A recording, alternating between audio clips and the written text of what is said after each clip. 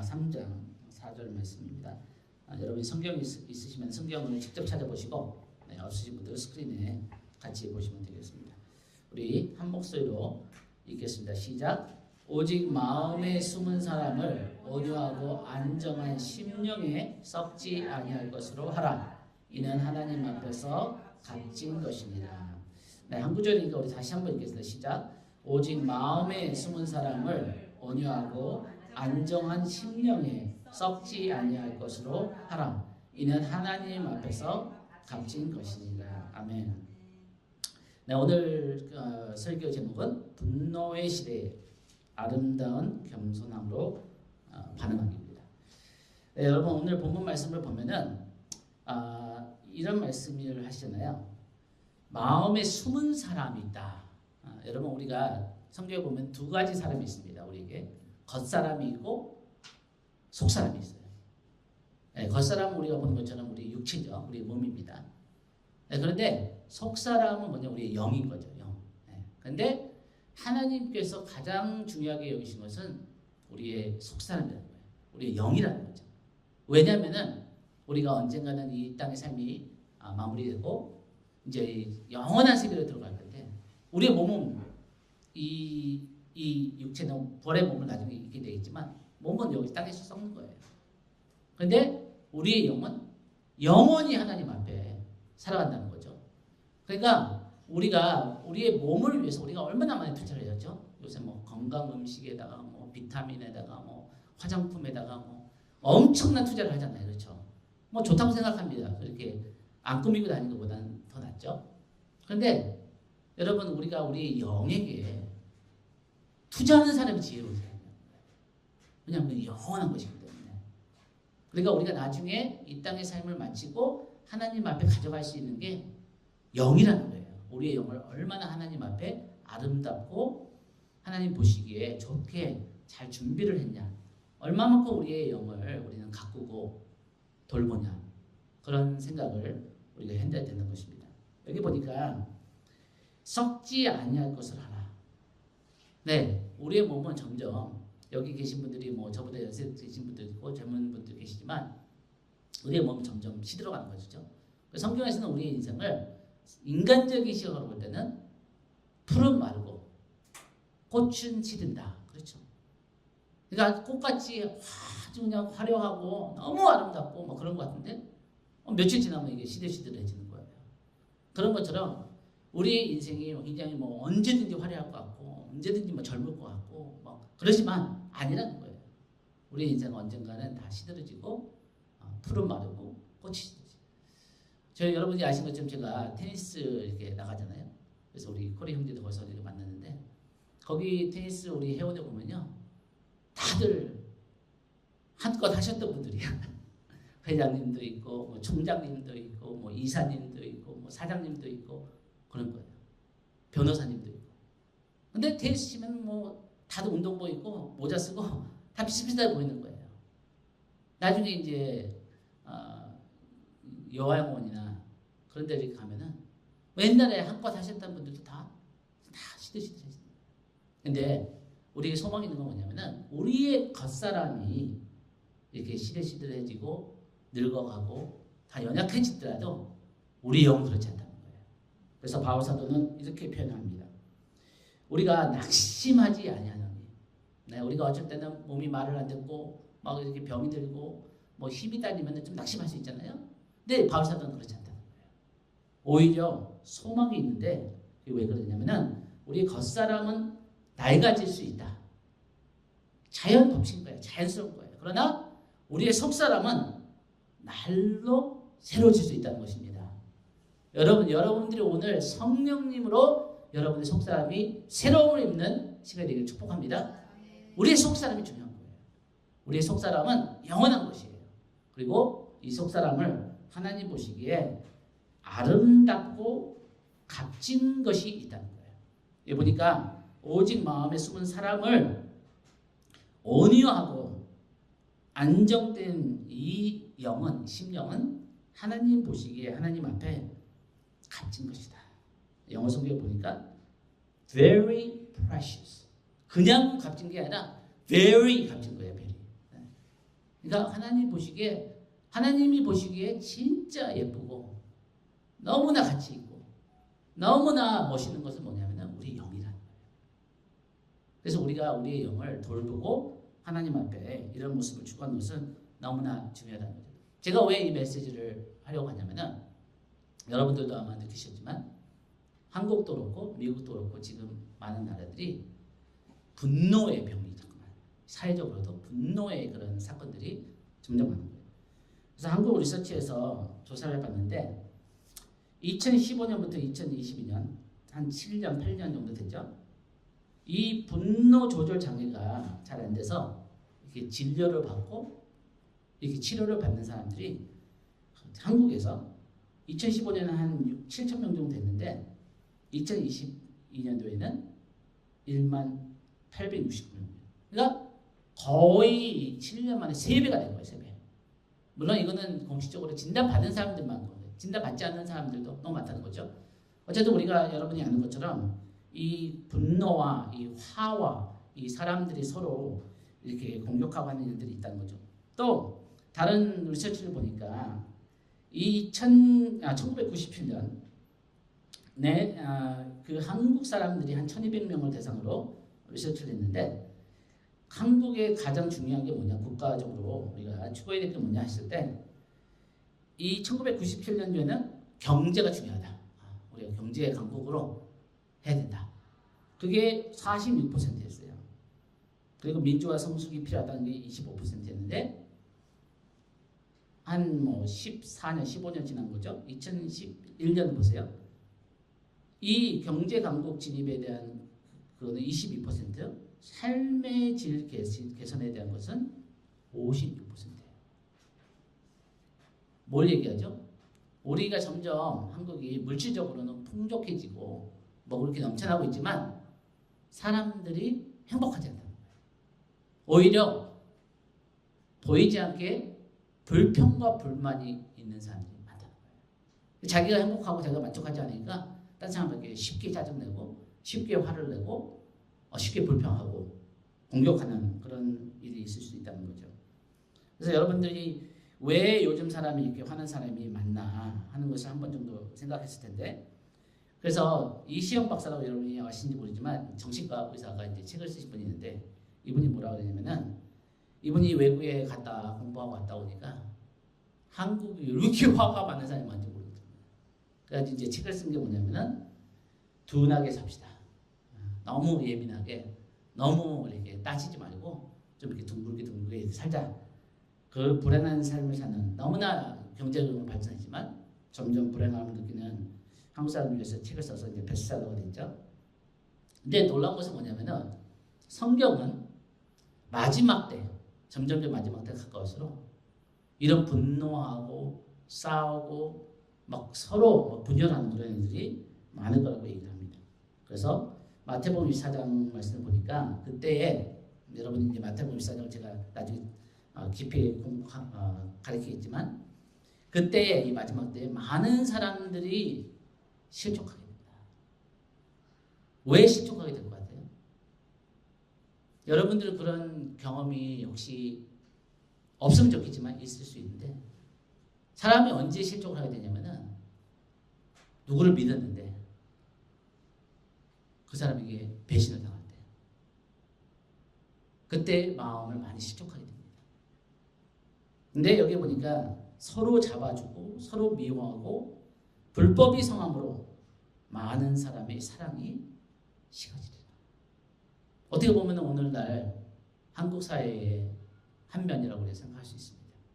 점점점 이런 그 사랑이 식어지고 서로 실족하게 되는 서로 실망하고 상처를 받는 그런 상황 가운데 하나님의 계획은 뭐냐면은 이런 상황 가운데 아름다운 사람들이 빛을 발하는 거예요. 그래서 더 많은 사람들이 예수님의 모습을 보고 구원을 받고 하나님께 나오는 하나님의 계획이 있다는 거죠. 그래서 하나님의 영광의 계획은 뭐냐면은 저와 여러분의 삶을 아름답게 하시기 원합니다. 아멘? 여러분 저와 여러분은 예수님을 닮게 부르심을 받았어요. 물론 우리는 부족한 것이 많은 사람들이에요. 그러나 하나님의 은혜로 성령님의 도우심으로 우리는 예수님 모습을 추구해야 되고 닮으려고 노력해야 됩니다. 근데 성경에 보면은 예수님이 가장 아름다우신 분이에요. 그리고 하나님은 그 예수님의 모습 가운데 또 우리의 삶 가운데 이 겸손함 아니면 온유함을 굉장히 크게 보세요. 그리고 하나님은 우리의 삶의 그 온유함과 겸손함을 이루기를 원하세요. 무슨 얘기죠? 우리 삶에 내가 알고 있는 또 내가 알지 못하는 그런 교만함을 하나님 다루기를 원하신다. 왜냐하면 우리를 너무 사랑하시기 때문에. 우리의 영을 아름답게 만드시기 위해서, 우리의 영을 더 예수님의 모습을 닮게 하시기 위해서 하나님은 우리 안에 이 썩어지지 않는, 없어지지 않을 이런 예수님의 겸손하고 온유한 모습을 만드시기를 원하신다는 거죠. 그래서 시편 149편에 보니까 여호와께서는 자기 백성을 기뻐하시며, 여러분 제가 여러분에게 좋은 소식 알려드릴게요. 하나님은 저와 여러분을 기뻐하십니다. 만약에 여러분이 하나님 날 싫어하실 거야, 하나님은 나를 별로 딴 사람은 사랑하는데 나는 사랑하지 않을 거야, 나를 좋아하지 않을 거야 한다면은 거짓말이에요. 성경은 분명히 하나님 우리를 사랑하시고 기뻐하신다고 했습니다. 근데 여기 보니까 겸손한 자를 구원으로 아름답게 하시리로다. 저는 이 말씀을 처음 봤을 때 좀 이해가 안 갔어요. 하나님이 겸손한 자를 기뻐하신다, 좋아하신다, 그럼 이해가 돼요. 근데 겸손한 자를 구원으로 아름답게 하신다. 이게 무슨 말씀입니까? 여기서 말씀을 묵상하고 좀 찾아봤습니다. 여러분, 우리가 잘 아는 것처럼 모세가 첫 40년은 애굽에서 왕자로 살았잖아요. 모든 걸 다 누리고 최고의 학력과 최고의 권력과 최고의 모든 걸 다 누릴 수 있는, 진짜 떵떵거릴 수 있는 그런 사람입니다. 어떻게 보면 가장 교만한 사람입니다. 근데 하나님께서 모세를 사용하시기 전에 40년을 미디안 광야로 보내세요. 왜 그러셨을까? 하나님은 이 40년의 광야에서 모세에게 어떤 일을 하고 계셨을까? 많은 이유들이 있겠지만, 목적이 있었겠지만 한 가지 힌트가 성경에 나옵니다. 그게 뭐냐면은 민수기 12장 3절을 보니까 이 사람 모세는, 이게 이제 40년 미디안 광야 후의 말씀이거든요.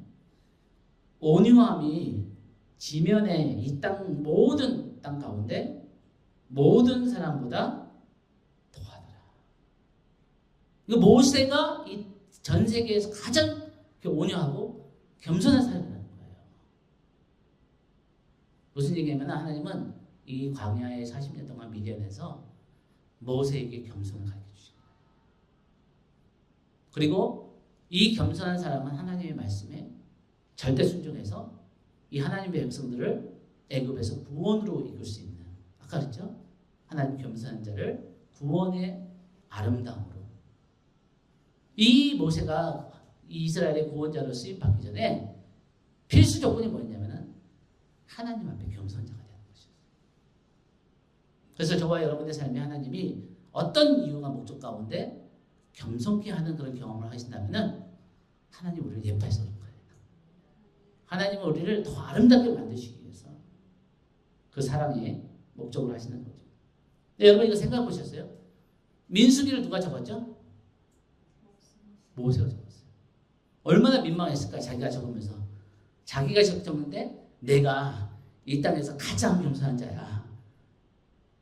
물론 하나님이 그걸 적으라고 말씀하셔서 적은 거예요. 얼마나 겸손한 모세가, 온유한 모세가 이거 적는데 너무나 진짜 하나님 이거 내가 적어야 돼요? 그래서 하는 거죠. 근데 여기서 중요한 게 뭐냐면은 여러분, 참된 겸손은 가짜 겸손이 아니라 참된 겸손은 다른 게 아니라 하나님의 말씀과 동의하는 거예요. 여러분, 하나님의 말씀이 진리입니다.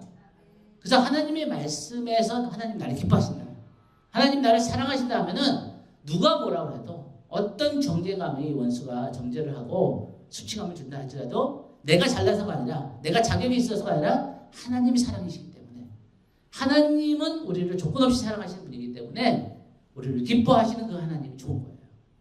제가 맨 처음에 저는 믿지 않는 가정에 자랐거든요. 그래서 제가 한 뭐 10살 정도에 처음 교회를 가봤어요. 처음. 어떤 그 친구인가 누나가 저희 누나였던 것 같아요. 누나가 먼저 예수를 믿고 이렇게 교회를 갔어요. 근데 교회를 갔는데 어른들이 얼마나 잘해주실지 모르는 거예요. 저는 집에 어른들한테 혼만 나고 살았거든요. 말이 너무 많다고. 제가 나중에 설교자가 될지 모르시고 조용히 좀 하라고 이렇게 남자가 말이 많냐고. 그런데 교회를 가니까 어른들이 막 사탕을 주시면서 잘 왔다 그러고 아니 말도 잘한다 그러고 막 너무 예뻐해 주시는 거예요. 처음으로 어른들한테 그걸 막 사랑을 받는 거예요.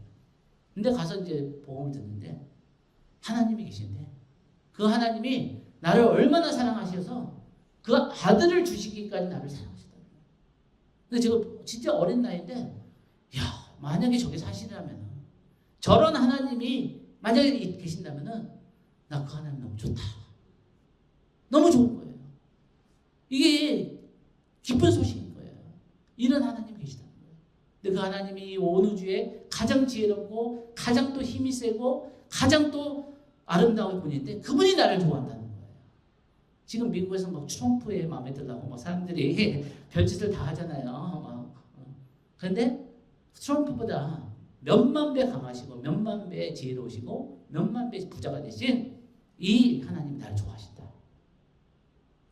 그래서 하나님의 말씀과 동의하는 것이 겸손한 것입니다.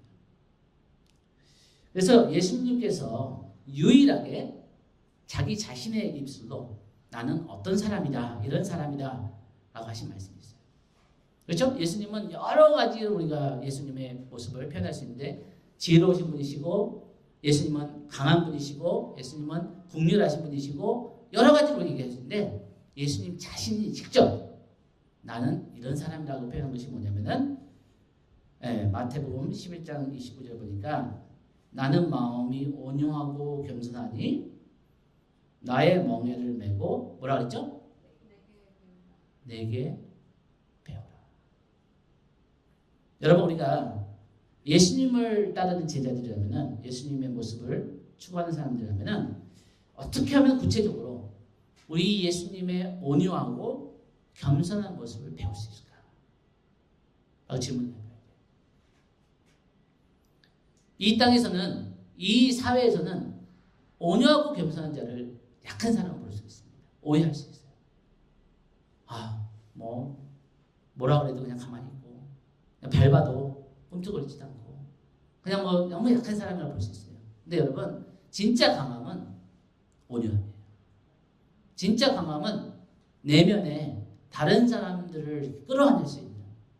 그래서 여러분 이 나라가 정치적으로나 가정이나 사회에서 하나가 되려면은 저는 오랫동안 이 문제에 대해서 고민하고 생각을 했는데 교회 안에서도 그렇고 교회 밖에서도 그렇고 가정 안에서도 그렇고 가정 밖에서도 그렇고 진짜 하나가 되고 연합이 되려면요 겸손함이 필요해요. 자기 것만 주장하고 자기만 잘나고 자기만 옳다고 하는 것이 아니라 다른 사람 얘기도 들을 줄 알고 다른 사람을 먼저 배려해 줄 줄 알고 그래야지 그냥 마음이 열리고 하나가 될 거 아니에요. 그런 겸손한 사람을 우리 한국 사회가 너무나 필요하다는 것입니다. 그래서 여러분이 모르실 수 있지만 아시는 분도 있지만 저희가 아는 밥 존스라는 지금 돌아가셨어요. 밥 존스라는 어떤 예언적인 분이 있었어요. 이분은 막 꿈을 진짜 많이 꾸신 분인데 어느 날 하루는 하나님께서 이분에게 꿈을 주신 거예요. 요셉의 이 빵 굽는 한국 성경에 떡 굽는 자라 했죠. 떡 굽는 자와 이 술을 맡은 관원들이 있잖아요. 그렇죠? 아시잖아요. 요셉이 이제 감옥에서 두 사람 다 꿈을 꾸잖아요. 근데 이 두 사람이 왜 감옥에 왔냐면은 둘 중에 한 놈이 이 바로 왕을 죽이려고 독을 넣은 거예요. 독을. 빵에다 넣어서 이 왕이 병을 걸렸는지 포도주에 독을 넣었는지 모르는 거예요. 그러니까 둘 다 그냥 감옥에 쳐놓은 거야. 그 다음에 이게 밝혀질 때까지 이제 조사를 하고 있는 거죠. 근데 이 사람이 두 꿈을 꿨는데 요셉이 그 꿈을 해석해 주면서 이 독을 넣은 사람은 이 빵을 굽는 자다. 떡을 굽는 자다. 나중에 빵을 굽는 사람이 죽잖아요. 그렇죠? 영어 성경에 보면 이 빵을 굽는 자가 베이커예요. 베이커. 그리고 이 술 맡은 관원은 컵베어. 그렇죠? 근데 그때 이 그 밥저수가 꿈을 꿨을 때 미국에 굉장히 유명한 텔레비에 나오는 목사님이셨어요. 근데 그 사람의 성이 베이커였어요. 지미 베이커. 그때 하나님께서 꿈에서 뭐라고 말씀하냐면은 하나님께서 이 빵에 있는 독이 왕을 죽일 때 이 독이 뭐냐? 교만함이라는 거예요. 그리고 그 교회에게 미국에 있는 교회에게 메시지를 주시기 위해서 이미 죄를 짓고 있는데 몰랐던 이 베이커라는 사람이 넘어질 거다. 스캔들이 터질 거다. 이걸 미리 말씀하신 거예요. 근데 진짜 몇 달 후에 텔레비 크게 났어요. 지미 베이커가 어떤 성추행하고 뭐 또 돈을 갖다가 횡령해가지고 넘어져 감옥 간 거예요. 나중에는 회개했어요 이분이. 그래가지고 내가 잘못했다고 회개하고 다시 예수님께 돌아왔는데 그때 메시지가 뭐냐면은 하나님 보시기에 독이 뭐냐? 교만한 거예요. 여러분 우리가 너무 잘 알잖아요. 하나님이 가장 싫어하시는 것 중에 하나가 교만함이에요. 하나님은 겸손한 자를 기뻐하시지만 교만한 자를 물리치지 않습니다. 그래서 온유함과 겸손함은 하나님의 은총을 끌어당기는 자석입니다. 여러분 이걸 믿으셔야 돼요. 여러분의 삶에 하나님의 은총이 넘치기를 원하신다면 하나님은 겸손한 자에게 하나님의 은총을 부어주세요. 하나님의 은혜를 부어주세요. 그래서 성경에서 뭐라고 하냐면은 하나님은 교만한 자를 물리치시고 겸손한 자에게 은혜를 주신다. 여러분 이런 하나님의 은총과 은혜를 끌어당기는 겸손한 자가 되기를 축복합니다. 근데 여러분 우리 오해를 할 수 있어요. 그러면은 아니 온유한 겸손한 참 좋은데 성경에 나오면 참 좋은데 실제는 안 그렇다는 거예요. 세상에 나가면은 이 싸우지 않으면은 살아남을 수 없고 이 세상 경쟁이 너무 심하고 강한 자만 살아남고 그런데 이 겸손함과 온유함이 다냐? 우리 분노를 할 때가 필요하잖아요, 그렇죠? 어쩔 때는 분노를 해야 돼요. 그래서 이 사람은 스테판 에셀이라는 사람이 이런 얘기를 합니다.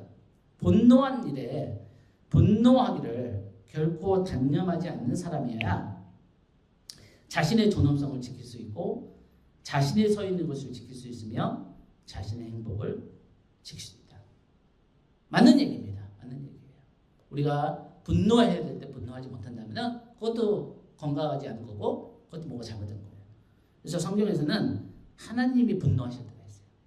물론 하나님은 사랑이시고 하나님은 오래 참으시지만 하나님이 죄에 대해서는 악한 사람들에 대해서는 다른 사람들을 해치고 다른 사람들에게 피해를 주는 사람에게는 하나님이 진노하실 때가 있는 거예요. 그래서 이 나홈에 보니까 여호와는 질투하시며 보복하시는 하나님이시다. 무섭잖아요. 그렇죠? 그래서 우리가 하나님을 사랑하고 하나님을 기뻐해야 되기도 하지만 하나님 앞에 우리가 떨기도 해야 돼요. 하나님은 진노하시고 보복하시는 하나님이 될 수도 있는 거예요. 우리가 회개하지 않는다면 우리가 하나님께서 많은 기회를 주시는데도 우리가 돌이키지 않는 악에서 돌이키지 않는다면 하나님 그 악에 대해서 대적하시는 하나님인 거죠. 그래서 제가 좋아하는 에릭 프롬이라는 독일 철학자가 이런 얘기를 했습니다. 복종할 줄만 알고 반항할 줄 모르는 인간은 노예이다. 반영할 줄만 알고 복종할 줄 모르는 인간은 반역자이다. 그는 분노, 실망, 원한 때문에 행동한 것이지 신념이나 원리의 이름으로서 행동하고 있는 것이 아니다. 무슨 얘기인지 아시겠죠? 여러분 우리가 분노하거나 진노해야 될 악에 대해서 잘못된 것에 대해서 분노하고 진노해야 되는 것이 맞는데 뭐가 문제냐면은 많은 경우에 우리가 하나님의 사랑과 하나님의 마음을 갖지 않고 분노를 하게 되면은 그것이 상처에 의해서 그렇게 되면은 상처가 더 많은 상처를 내고 피 흘림이 더 많은 피 흘림을 내고 원한이 더 많은 원한을 갖는 역사가 그걸 증명하잖아요. 근데 지금 한국 사회에 많은 분열이 있고 많은 뭐 서로 물어뜯으려고 그러고 막 서로가 막 옳다고 그러고 공격하잖아요. 어떤 면에서 다들 이유가 있어요. 근데 중요한 건 뭐냐면 그건 인간적인 시각이라는 거예요. 그래서 저는 공산주의를 안 좋아해요.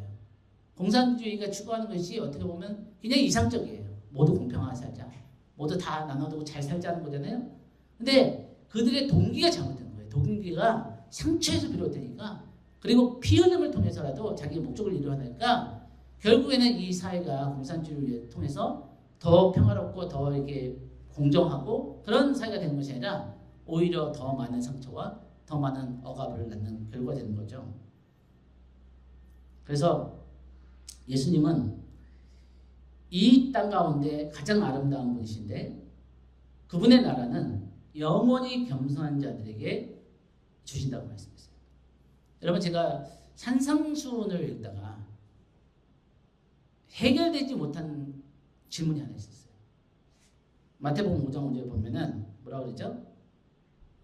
온유한 자는 복이 있나니 그들이 땅을 기업으로 받을 것이다.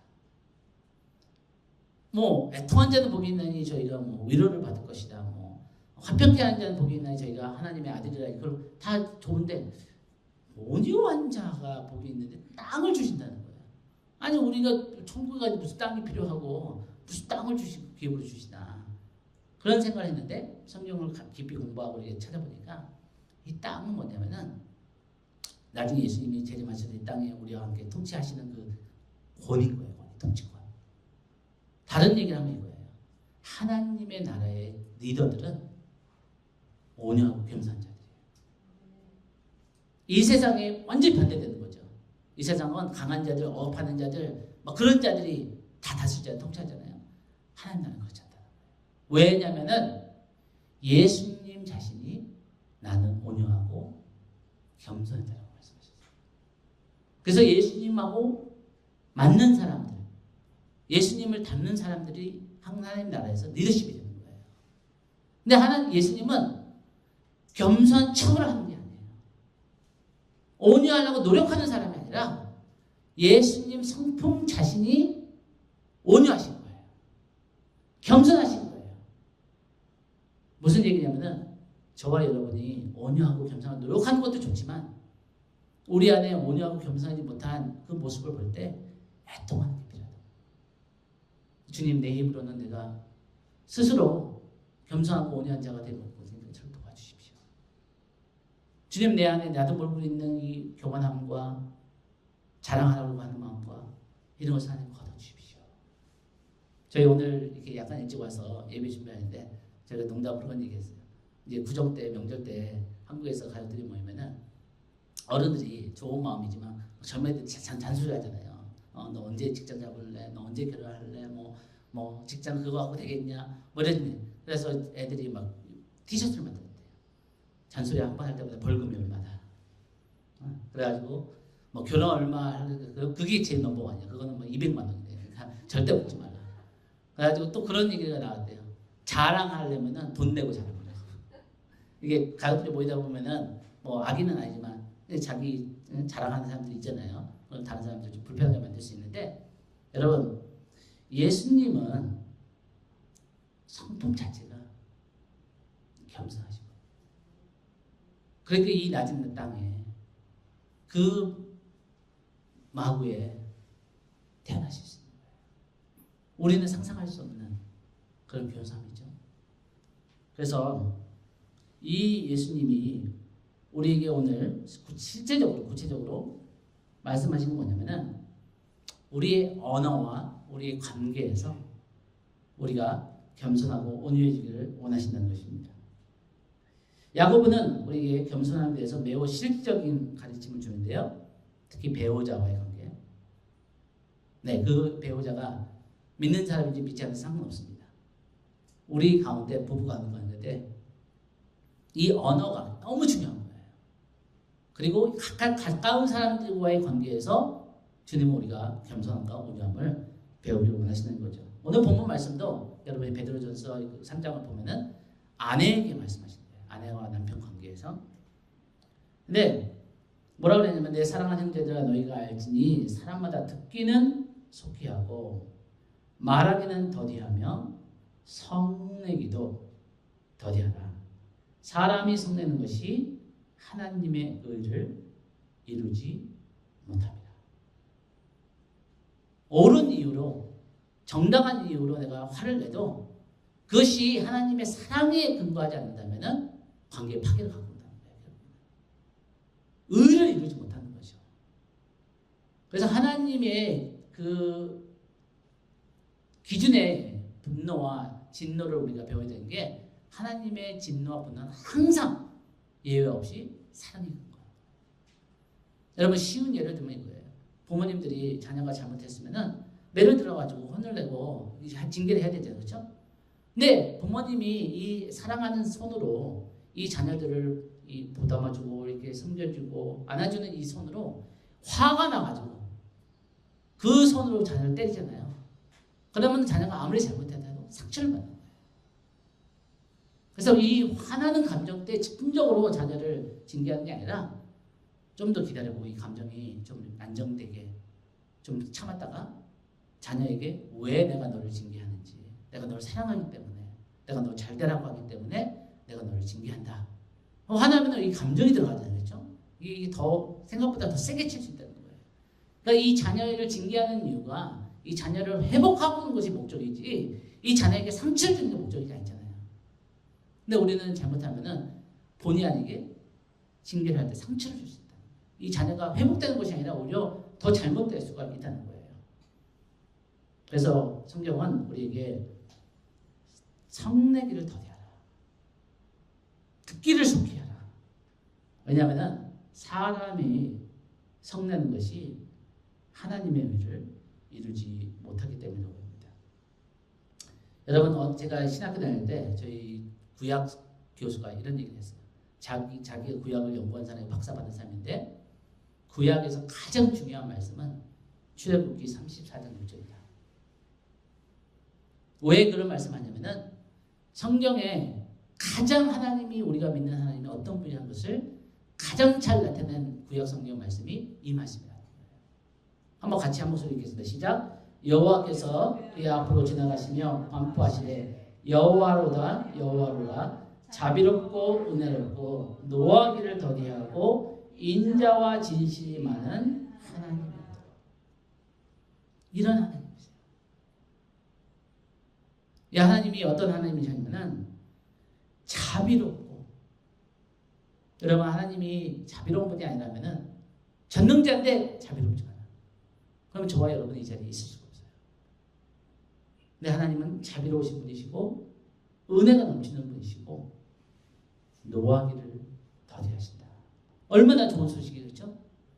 하나님이 만약에 저와 여러분 같이 그냥 분을 그냥 쉽게 내신다면 그 전능하신 분이 그냥 우리는 그냥 박살나는 거죠. 이 자리에 있을 수 없어요. 근데 인자와 진실이 많은 하나님이다. 여러분 아세요? 이 출애굽기 34장이 어떤 배경인지? 32장에 그렇게 많은 기적과 이적을 다 베푸셨는데 출애굽기 32장에 이스라엘 백성들이 모세가 산에 가서 안 내려오니까 금송아지를 만든 건 32장이에요. 근데 모세가 하나님 앞에 간절히 이들을 용서하시고 하나님이 이스라엘 백성을 버리시면 하나님의 이름이 욕됩니다 하니까 하나님 그들을 용서하시면서 모세가 하나님의 영광을 보여주세요. 하나님 어떤 분이신지 저에게 알려주세요 하니까 하나님이 선포한 말씀이 출애굽기 34장 16절인 거예요. 이 이스라엘 백성들이 지금 하나님 배신했는데 그 모든 하나님의 은혜를 배은망덕하게 지금 다 버렸는데 그 상황 가운데 하나님이 이러신 거예요.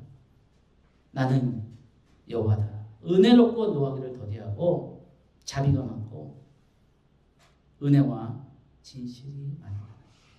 그러면서 이스라엘 백성들을 용서하시고 그들을 다시 이끌고 나갑니다. 여러분 한번 여러분 자신을 한번 생각해 보세요. 쉽고 분노하고 화내는 사람에게 다음과 같은 7가지 특징이 있다고 전문가들이 얘기합니다. 여기서 몇 가지가 여러분에게 맞는지 한번 잘 찾아보세요. 저도 찔리는 게 많습니다. 첫 번째, 사소한 것에 화를 잘 낸다. 두 번째, 대화 시 참을성 없이 끼어든다. 세 번째, 타인의 이목과 결점을 얘기하고 불평불만이 많다. 네 번째, 복수심이나 원한에 사로잡혀 있다. 다섯 번째, 호흡이 빨라지거나 얼굴이 자주 붉어진다. 여섯 번째, 타인의 언사에 지나치게 신경 쓰고 예민하다. 일곱 번째, 공감 능력이 떨어지고 칭찬에 인색한 모습이다. 이런 사람들은요 행복하지 못해요.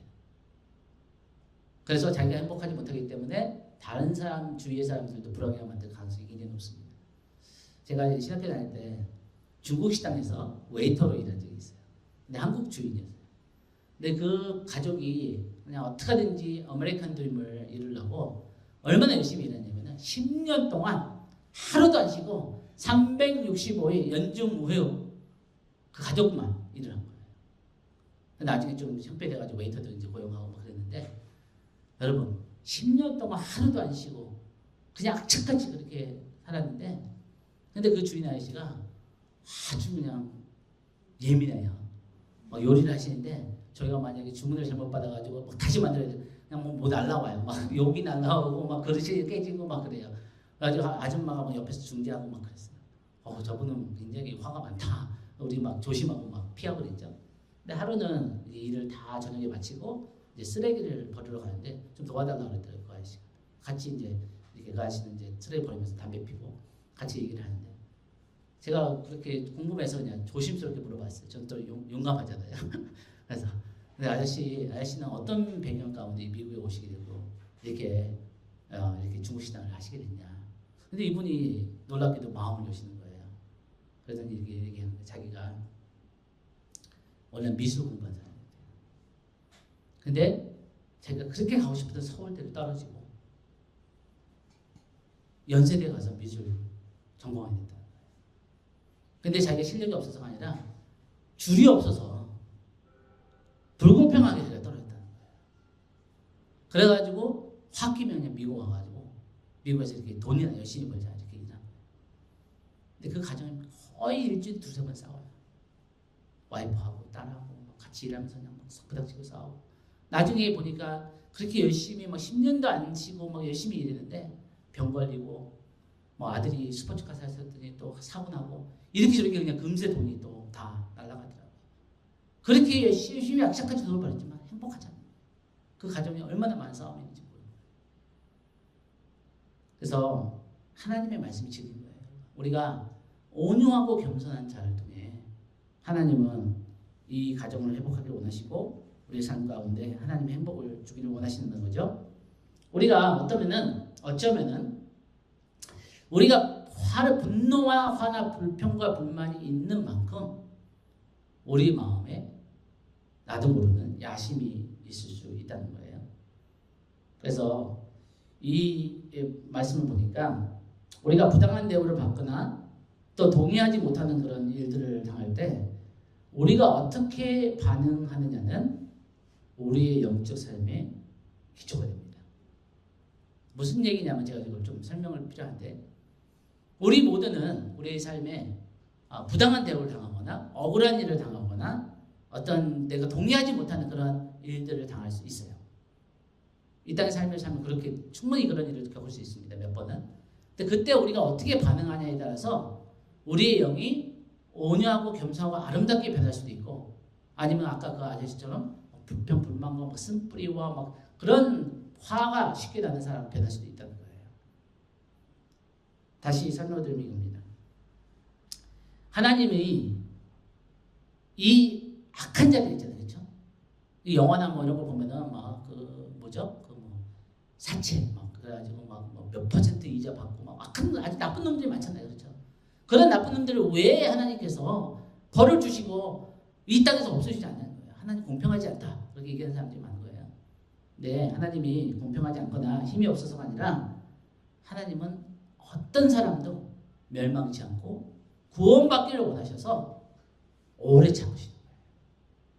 하나님이 힘이 없어서 할 수 없어서가 아니라 하나님은 그 한 영혼도 멸망치 않고 구원받기를 원하시는 거예요.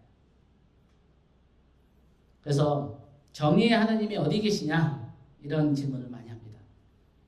이런 질문을 여러분도 하신 적이 있을 수 있습니다. 근데 여러분, 다윗이 왜 하나님의 마음에 합한 사람이냐, 그 이유 중에 하나가 뭐냐면은 여기 사무엘상 24장을 보면은 사울이 계속 다윗을 죽이려고 쫓아내요. 여러분, 다윗만큼 사울에게 잘한 사람이 없는 거예요. 다윗만큼 충성스러운 사람이 없는데 사울이 악한 영역에 들려가지고 이 다윗을 오해하고 다윗을 죽이려고 했던 거예요. 그런데 다윗이 사울을 죽일 수 있는 기회가 두 번 있었어요. 근데 안 죽인 거예요. 그래서 뭐라고 그러냐면은 다윗이 사무엘상 24장 보니까 뭐라고 하냐면은 여호와께서는 나와 왕 사이를 판단해 주십시오. 무슨 얘기죠? 심판과 원한과 복수를 하나님한테 맡긴 거예요. 무슨 얘기죠? 하나님의 주권을 인정한 거예요. 자기의 힘으로 자기의 이 방법으로 원한과 복수를 갚은 것이 아니라 하나님이 진짜 살아계시고 하나님이 진짜 정의로운 분이시고 하나님의 결국 악한 자들을 심판하시고 의로운 자의 손을 들으시는 것을 믿었기 때문에 하나님이 주권에 자기를 맡긴 거예요. 여러분 이 말씀이 우리의 영적 생활에 굉장히 중요한 말씀인 거예요. 우리가 하나님의 주권을 믿느냐 안 믿느냐는 거죠. 하나님이 살아계시고 하나님이 정의로우시고 하나님 공의로운 걸 믿냐 안 믿냐, 이걸 안 믿는다면 우리는 우리의 방법대로 할 수 있어요. 근데 그걸 하나님 기뻐하지 않는 거예요. 근데 하나님을 믿는다면은 하나님의 때에 하나님의 방법으로 반드시 하나님께서 악한 자들을 심판하시고 의로운 자들을 구원해 주실 것을 믿는 거죠. 네, 시간이 많이 가서 제가 결론을 내겠습니다. 우리가 우리 가정 안에서, 우리 교회 안에서 겸손과 온유의 문화를 만들어야 돼요. 문화가 굉장히 중요한 거예요. 우리가 어떤 가정에서 어떤 문화가 배경 가운데 자랐냐에 따라서 우리는 우리가 오늘의 우리의 모습이 있다고 해도 과장이 아닌 거죠. 막 욕하는 집안에 사는 사람은 욕을 너무 쉽게 하고, 막 술 먹는 집안에 사는 사람은 술을 너무 쉽게 먹고, 막 화를 내는, 쉽게 내는, 싸우는 집안에 사는 사람은 막 쌍둥이 되는 거예요. 근데 여러분, 우리가 우리의 육적인 자녀든지 영적인 자녀들이 다음 세대 가운데 진짜 이 예수님의 온유하고 겸손한 모습을 가진 우리 자녀들이 자라기를 원한다면은 우리가 보여줘야 돼요. 그들은 본 것 같고 따라하는 거지 우리의 잔소리로 그들이 변하지 않거든요. 그래서 우리가 예수님의 본연과 겸손함을 추구하는 것은 다음 세대에도 너무 중요한 것이에요. 그래서 이 마태복음 5장 9절에 합평케 하는 자는 복이 있나니 그들이 하나님의 아들이라 일컬음을 받을 것이다. 저와 여러분은 이 분열에 휘발유와 불을 쏟는 자들이 아니라 우리가 가는 곳에 화평을 가져오는 자들이 되어야 될 줄 믿습니다. 그래서 이 성도들은 평화에 맺는 줄로 연합을 지키지 않으면 서로 묻고 뜯으면서 서로 분열을 가져오게 됩니다. 네, 베드로 사도는 이렇게 얘기합니다. 특히 젊은 사람들이 영적인 리더들에게 순종해야 되는 것을 강조합니다. 근데 이것은 젊은 사람들에게만 얘기하는 것이 아니에요. 저와 여러분들 똑같습니다. 하나님의 질서 가운데 아내는 남편에게 순종하고, 예수님이 하나님에게 순종했던 거죠. 남편이 잘나서가 아니라, 남편이 옳아서가 아니라 하나님의 질서를 순종하기 때문에, 하나님 믿기 때문에 그렇게 할 때 하나님의 의가 이루어진다는 거죠. 그래서 이렇게 얘기합니다. 젊은 자들은 이와 같이 하나님의 능하신 손 안에서 겸손한 때가 되면 너희를 높이시리라. 사람이 젊었을 때 멍에를 매는 것이 좋다. 하나님이 주신 멍에라면 그것이 내 아내의 역할, 내 남편의 역할, 내 자녀의 역할. 여러분, 어저께 저희 그 장모님, 장인어른하고 가족들이 이게 다 모였어요. 저희 집에 처음 오셔가지고. 근데 여기 뒤에 있는 우리 김영준 형제가 이제 어머니가 지금 다리가 좀 불편하시거든요. 근데 막 엄마한테 막 그 식당에 가서 막 먹을 걸 다 갖다 드리고, 막 옆에서 부축해드리고, 막 너무 보기에 좋은 거예요. 뭐 당연히 해야 되는 거죠. 당연히 해야 되는 거지만 제가 볼 때 너무 아름다운 거예요. 근데 여러분, 하나님 보시기에 그게 아름다운 거예요. 우리 하나님의 질서에 순종하고, 존경할 자를 존경하고, 순종할 자에게 순종하고. 왜냐하면 그 사람이 두려워서가 아니라 하나님이 세우신 질서를 우리가 경험하기 때문에 그렇다는 거죠. 그래서 다시 마지막으로 이 말씀을 다시 한번 읽고 마치겠습니다. 같이 읽겠습니다. 시작. 썩지 않는 온유하고 정숙한 마음으로 속사람을 단장하도록 하십시오. 그것이 하나님 보시기에 값진 것입니다. 하나님은 우리 안에 이런 온유한 마음, 겸손한 마음, 이런 마음을 아름답게 보신다는 거예요.